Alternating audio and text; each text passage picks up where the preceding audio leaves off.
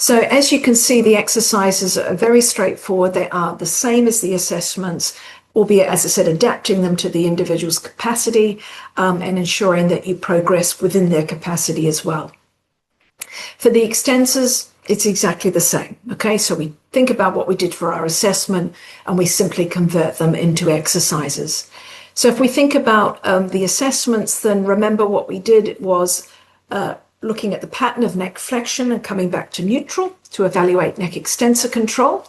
Yeah, that was the first thing. Then we looked at progressive, looking at, upper cervical movements for the suboccipital muscles.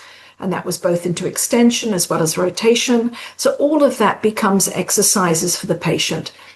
So the idea is they are the same movements.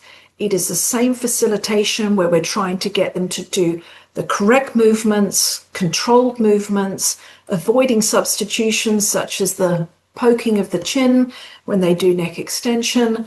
The only difference with training is that rather than starting in a 4-point kneeling position, the place that people typically would start is sitting, leaning forward.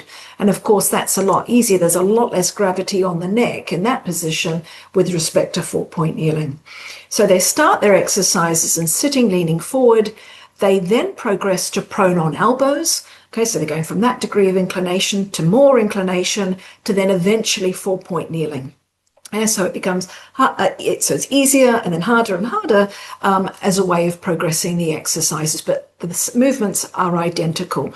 And remember, they may not be doing all three. It may be that they just had difficulty controlling neck extension, but when you tested the suboccipital muscles, they were fine.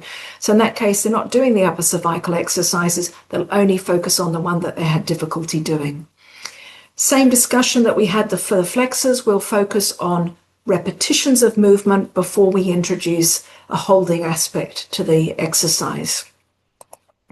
And if we have a look at this person here, he's attempting to do the upper cervical movements in the sitting position. So he's trying to keep his neck in a neutral position, so the mid-low cervical in a neutral position while he tries to isolate those upper cervical movements. And if you watch where he's looking, you'll see that before he moves, his eyes are moving first. And again, remember, that's going to help the patient facilitate them to do the correct movements. The other thing we did for our assessment is, of course, the neck extension. Okay, so that was targeting the, this is now going into the prone position, where he's doing a harder position than obviously the previous slide. And again, they're just moving up into that position, assuming that they're comfortable in that position.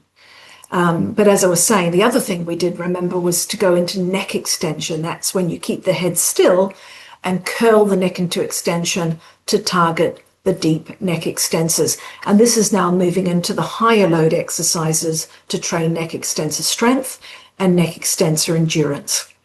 So essentially, this is the equivalent of the head lift that we were doing for the flexors for strengthening and endurance training.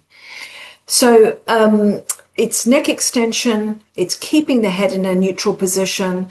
You don't want the head to move because, of course, if it does, it means that they're going to poke out their chin and use their superficial large head extensor muscles like splenius capitis and semispinalis capitis.